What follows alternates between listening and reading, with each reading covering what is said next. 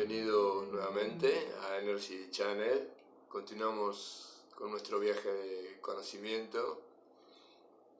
En esta oportunidad vamos a ver la conciencia visual, cómo creamos la realidad que experimentamos a cada momento a partir de la información que reciben nuestros ojos mediante la luz.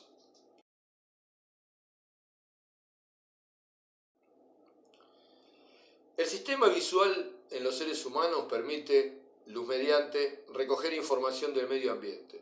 El acto de ver se inicia cuando el cristalino enfoca la imagen de su entorno en una membrana sensible a la luz en la parte posterior del ojo, llamada retina. La retina es un transductor de patrones de luz en señales electroquímicas. El cristalino, que es un lente, enfoca la luz sobre las células fotorreceptoras de la retina, los conos y los bastones, las cuales detectan los fotones y responden produciendo impulsos nerviosos. Estas señales son procesadas de forma jerárquica en diferentes partes del cerebro. La manifestación de la experiencia consciente es el resultado del procesamiento de la información en múltiples etapas, que solo pueden efectuarse mediante estados de superposición a nivel cuántico en el cerebro. En palabras más simples, el estado cuántico es uno en el que el átomo está completamente libre de cualquier interacción con variables que puedan cambiar su estado puro, ya sea luz, calor o cualquier otra interacción como la conciencia del observador.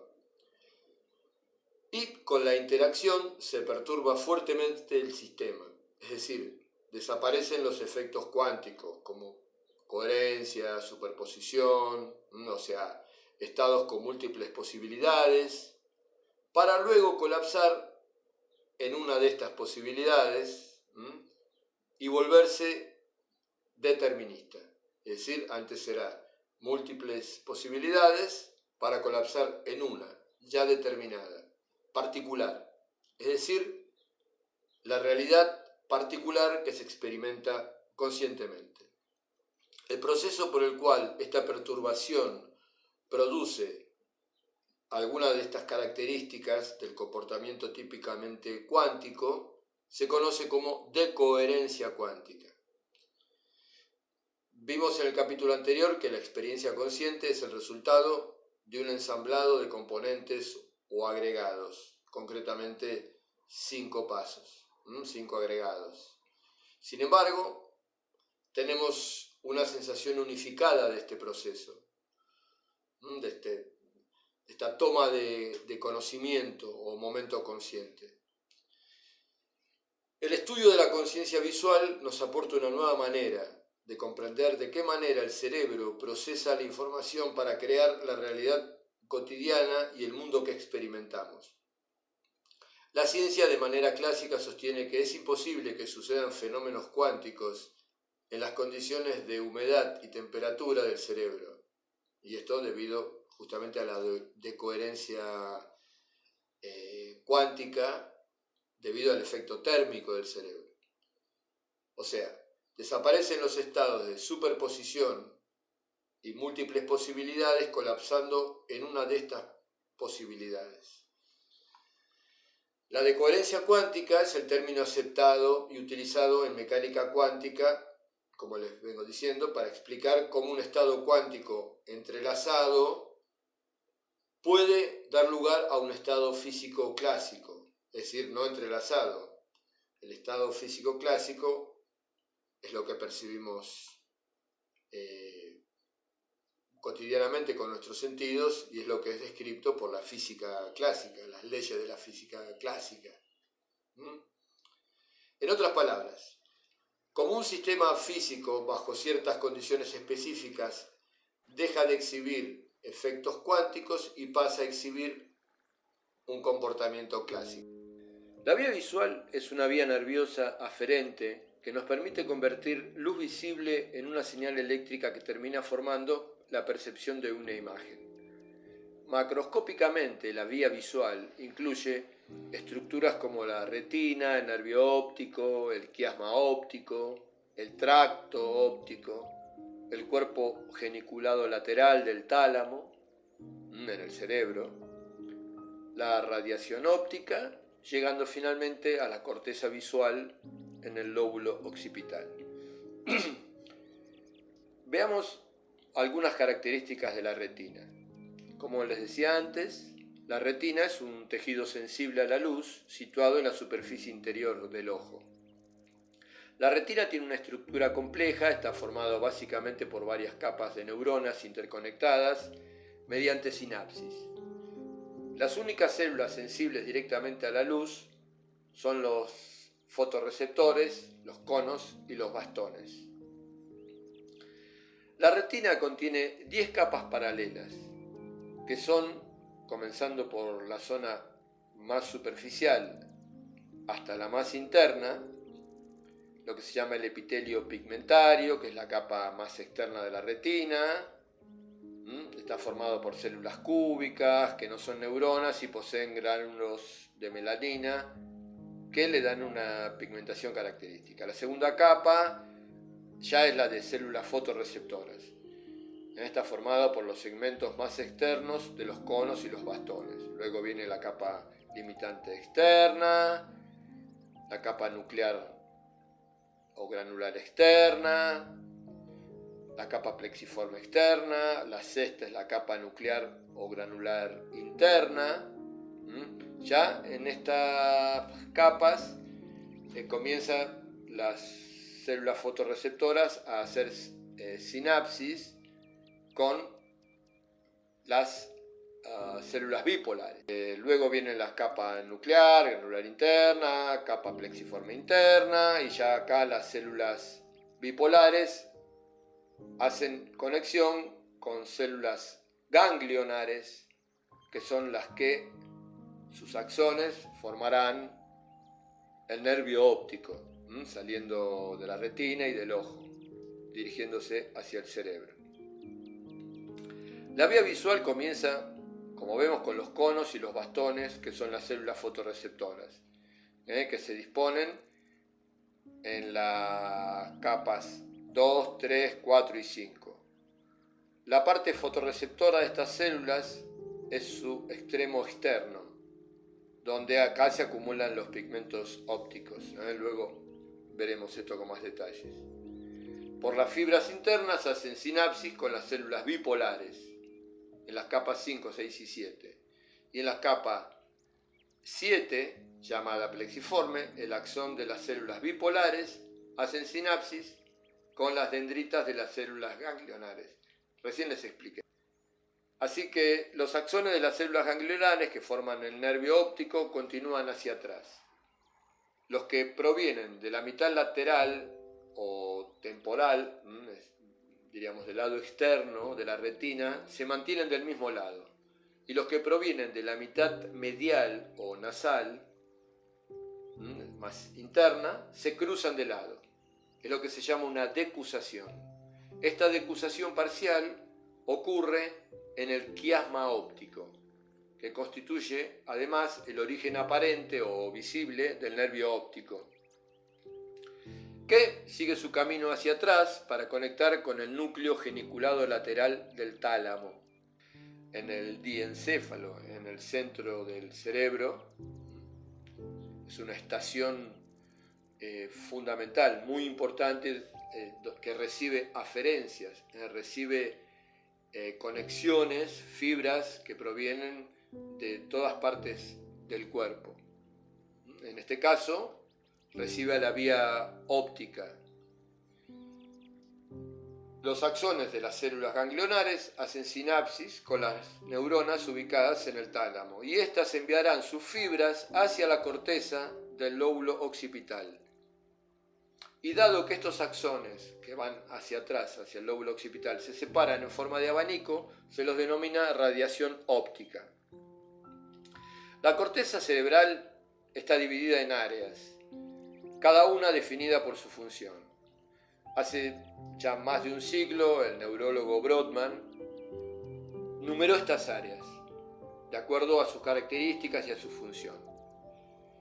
La número 17 es la corteza visual primaria y la número 18 y 19 la corteza secundaria o asociativa, corteza visual asociativa. La corteza visual primaria es el área visual más estudiada del cerebro. Está localizada en el polo posterior de la corteza occipital. La corteza occipital es responsable del procesamiento de los estímulos visuales. Está altamente especializada en el procesamiento de información acerca de los objetos estáticos y en movimiento, y es excelente en el manejo de reconocimiento de patrones.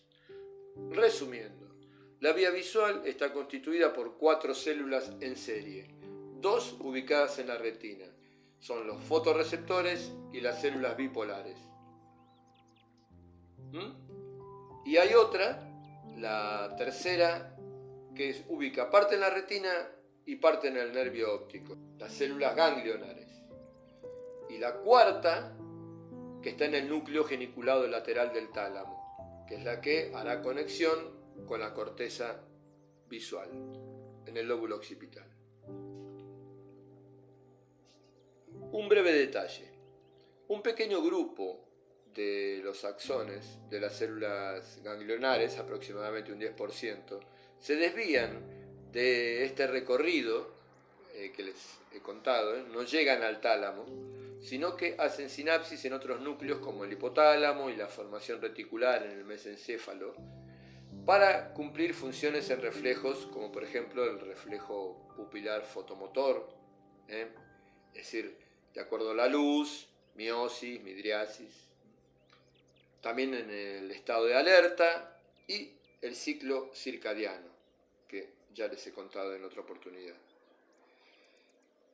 Ya que también estas células ganglionares son sensibles a la información lumínica. Como podemos apreciar, esta información lumínica pasa por diferentes estructuras hasta llegar a ser conscientes de lo que vemos y lo interpretamos. ¿Cómo es que podemos tener una sensación unificada de lo que percibimos entonces? La experiencia consciente unificada, lo que llamamos un momento de conciencia, el momento de conciencia, es producido por la actividad de unas ondas cerebrales llamadas gamma. Son ondas de alta frecuencia, de unos 40 Hz de frecuencia, que sincronizan, son ondas que sincronizan los diferentes grupos de neuronas y la que ayudan, participan a brindar una percepción unificada y coherente de lo que percibimos. La conciencia visual es el resultado de varios pasos perceptivos, en el rango de los milisegundos. Un milisegundo es la milésima parte de un segundo, o sea, 0,001 segundo, o 10 a la menos 3 segundos, podríamos decir. La conciencia visual se estructura en etapas perceptivas. Primero, la llegada de la luz, es decir, el estímulo. A los 50 milisegundos se percibe la forma. A los 100 milisegundos, el color. A los 150 milisegundos, el movimiento. 200 milisegundos, el significado. 250 milisegundos, somos conscientes. Es decir, ya ven que desde la llegada del estímulo hasta ser conscientes del mismo es una cuarta parte de segundo. Es interesante esto porque no es nada en nuestra experiencia cotidiana, ordinaria. Sin embargo, desde que llega el estímulo hasta que somos conscientes siempre hay un delay, hay un retraso, un pequeño retraso. Desde la llegada de los fotones a los receptores sensoriales hasta que somos conscientes de lo que vemos son 250 milisegundos. La información es procesada en etapas y por grupos separados de neuronas. Hay estímulos registrados por el cerebro que no llegan a la conciencia al quedar por debajo de este umbral, es lo que se llama subliminal. ¿Cómo es que la luz crea la representación consciente del mundo en el que vivimos? Veamos. El ojo humano no puede separar más de 10 imágenes por segundo. De este límite se valen, por ejemplo, la cinematografía, los films, las movies, la televisión, que proyectan más de 20 imágenes por segundo. La sucesión rápida de imágenes nos da la impresión de movimiento. Sin lugar a dudas, el ojo parece tener mucho cuidado de conservar la coherencia cuántica a lo largo de toda la vía visual hasta la retina. La imagen creada en la fóvea presenta una difracción muy limitada. La fóvea es una pequeña depresión en la retina, en el centro de la retina, en un lugar llamado mácula lútea. Ocupa un área total no mayor de 1 milímetro cuadrado. En todos los mamíferos, la fóvea es el área de la retina donde se enfocan los rayos luminosos y se encuentra especialmente capacitada para la visión aguda y detallada. Esta área no posee bastones, solamente conos. Los conos forman un mosaico hexagonal de forma regular en la fóvea. Veamos un poco los pigmentos visuales. Los fotorreceptores responden a la luz en función de los pigmentos visuales que están localizados, en el caso de los conos, en la bicapa lipídica de los repliegues y en los discos membranosos para los bastones. Los bastones contienen rodopsina, que es una proteína que presenta una mayor sensibilidad a longitudes de onda cercanas a los 500 nanómetros. Corresponde a la luz verde azulada. Por lo tanto, es responsable de la visión escotópica, es decir, la visión en condiciones de baja luminosidad. Los bastones son los que utilizamos para ver en condiciones de baja luminosidad. Los conos detectan luz, forma, colores con mayor nitidez. Por eso el ojo enfoca un objeto de manera tal que su reflejo se ubique siempre exactamente justo en el centro de la fóvea. Debido a la falta de bastones y a la consecuente incapacidad de percibir estructuras finas bajo malas condiciones de luminosidad, resulta particularmente difícil, por ejemplo, leer un texto en la penumbra. La fóvea posee una convergencia de 1 a 1, es decir, tras cada receptor hay una célula ganglionar, por eso es tan detallada y tan nítida. O sea que los receptores están conectados 1 a 1. Por este motivo es que en la fóvea se alcanza la mayor resolución y la mayor nitidez visual. Para la luz natural, cualquier diferencia en la vía óptica más grande que una fracción de micrón entre el objeto y la imagen alterará la imagen. En términos de mecánica cuántica, los fotones de la luz natural separados por más de algunas longitudes de onda, que también le llaman longitudes de coherencia, comienzan a distinguirse, es decir, a particularizarse, perdiendo el estado de superposición cuántica y su coherencia. La luz láser, que es un tipo de luz coherente, tiene una longitud de coherencia mucho más larga, es un haz de luz coherente, no diverge. Se llama estado coherente o se habla de coherencia cuántica para referirse a un estado cuántico que mantiene su fase durante un cierto periodo de tiempo, como lo expliqué antes. Y esto es lo que permite los fenómenos de superposición, típico de los fotones. ¿Qué significa esto? Que al estar en superposición, estos estados, múltiples posibilidades coexistiendo al mismo tiempo, vamos a decir hablando. No es que se separa en posibilidades determinadas y particulares. Ahora, ¿qué pasa si el estado de coherencia de la luz natural se preservara de alguna manera a través del procesamiento neural? Entra la luz, nuestros receptores la captan, pero lo que vemos luego formando una imagen. Es una imagen particular, no es múltiples imágenes y múltiples posibilidades. Entonces, ¿en qué momento se separa esta imagen y se interpreta una imagen dentro de las tantas posibilidades de lo que percibimos? Los receptores de la retina son detectores cuánticos, es decir, pueden procesar la información siguiendo leyes de la mecánica cuántica. Y esto tiene que ver con la computación cuántica, es decir, cómo se puede procesar, en paralelo múltiples posibilidades. El modelo clásico de la visión es que la función de onda que corresponde a la información visual de una escena, de alguna manera colapsa en la primera capa de la retina. Y luego todo el procesamiento posterior es clásico, digamos, no es cuántico, no es en paralelo, es secuencial, parecido a una cámara de video conectada a un procesador. Ahora, ¿qué sucedería si el colapso ocurre en realidad mucho más tarde en el procesamiento visual? ¿Dónde se registra un campo visual? ¿En la primera capa de la retina o más arriba, por ejemplo, en la corteza visual? ¿Entienden? O sea, ¿qué es? Cuando vemos algo, formamos una imagen. ¿Dónde se forma la imagen? ¿En el ojo? ¿En el cerebro?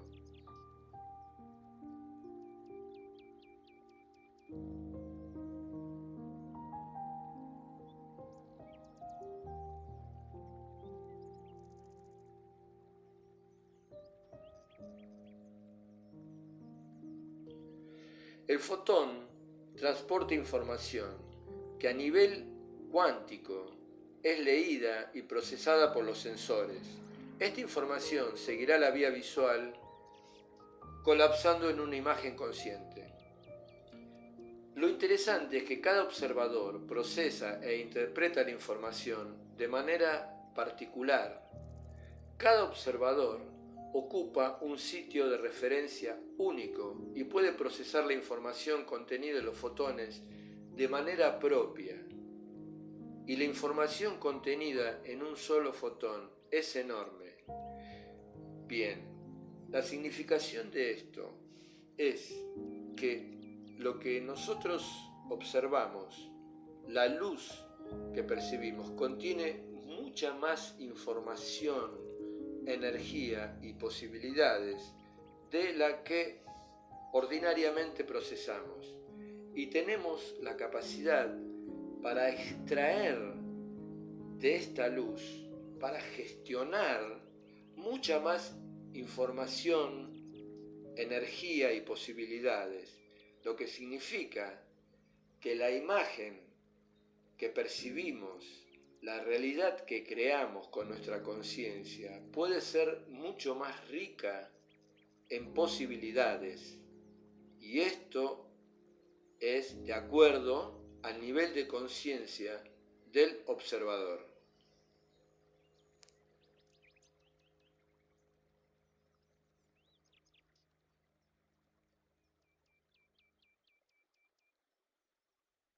El mundo que percibimos es una construcción en nuestros cerebros. Nada existe por sí mismo fuera de nuestra percepción.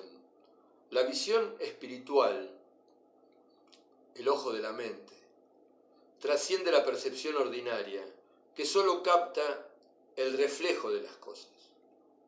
Como ya lo vemos,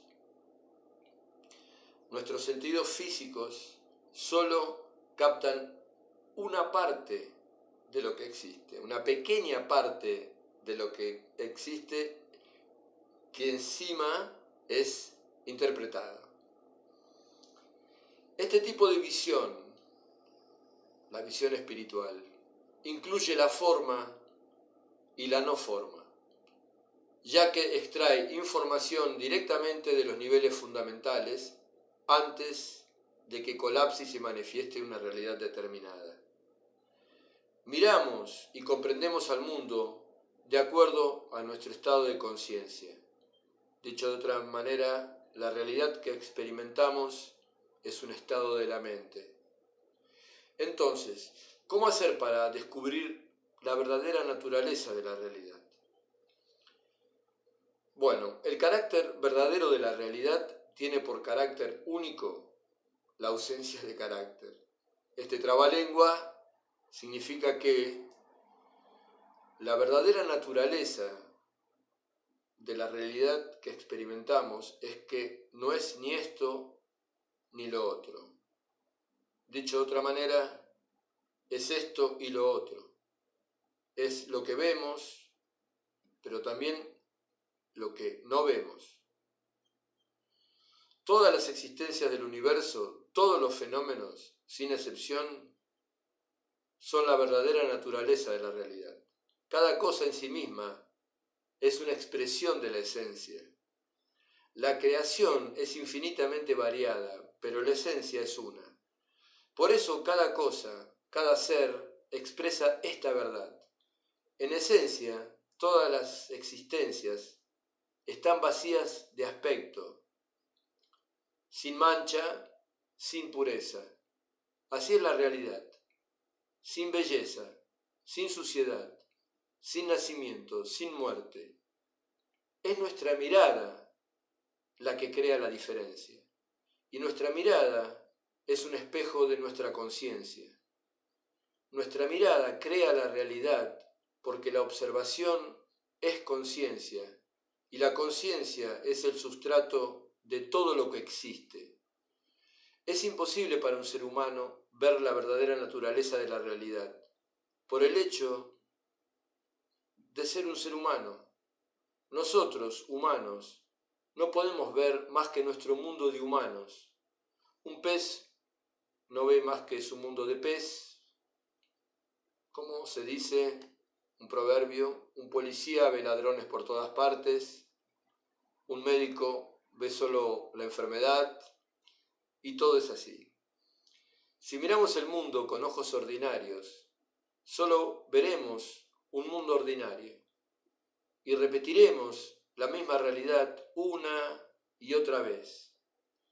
Si crees que lo que percibes está separado de tu conciencia, estás en el error. Por lo tanto, tenemos que comprender la verdadera realidad. Es necesario, pero no es una tarea fácil desde nuestra perspectiva relativa. Para completar la imagen, hay que trascender la visión ordinaria y mirar con los ojos del espíritu. Descubrir la verdadera naturaleza de la realidad es abrazar de una sola mirada el panorama del universo. Cuando tenemos esta visión, hemos comprendido con la totalidad de nuestro ser. Para contemplar el espectáculo del universo, no es necesario usar un telescopio, ni inclinarse sobre un microscopio. No vale la pena molestarse tanto. Basta con negarse a reconocer como verdaderas todas las ilusiones que nos ciegan. La realidad que afirmamos debe ser negada. Esta es la forma de completar la escena, el cuadro. Es la manera de purificar nuestros sentidos y de descubrir la ilusión y el engaño. Es verdaderamente, como se dice, verle la quinta pata al gato. Es verle los hilos, ver los trucos. Hay que verlos. Hay que tratar de ver lo que no se ve. Esa mirada luminosa, desapegada, crea una realidad más amplia y compasiva, incrementa las posibilidades y el nivel de la experiencia. El ojo que todo lo ve puede verse a sí mismo, tanto como a los demás, y comprender que todo lo que existe está conectado y que no existe nada fuera de la conciencia. Ok, suficiente por hoy. Gracias por vuestra atención y por seguir nuestros videos. Nos veremos en el próximo. Ok.